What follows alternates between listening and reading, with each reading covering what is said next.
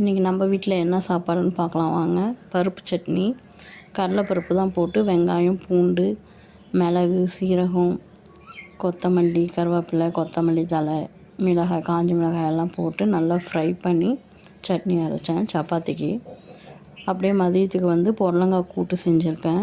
புடலங்காய் கூட்டு பருப்பு நல்லா வேக வச்சு எடுத்துக்கிட்டு வெங்காயம், தக்காளி, பச்சை மிளகா, 2 காஞ்ச மிளகா எல்லாம் போட்டு ஃப்ரை பண்ணிவிட்டு லாஸ்ட்டாக தேங்காய் போட்டு தாளித்து எடுத்துட்டேன். மதியத்துக்கு ரைஸு, காலையில் டிஃபனுக்கு சப்பாத்தி, பருப்பு சட்னி, அது கூடவே புடலங்காய் கூட்டும் வச்சு சாப்பிட்டோம். சப்பாத்திக்கும் புடலங்காய் கூட்டுக்கும் அல்டிமேட்டாக இருக்கும். செஞ்சு சாப்பிட்டு பாருங்கள், நல்லா இருந்தது. உங்களுக்கும் இந்த ரெசிபி பிடிச்சிருந்தா சொல்லுங்கள். புடலங்காய் கூட்டு செய்கிறது எப்படின்னு தெரியணுன்னா சொல்லுங்கள், நான் ரெசிபி போடுறேன்.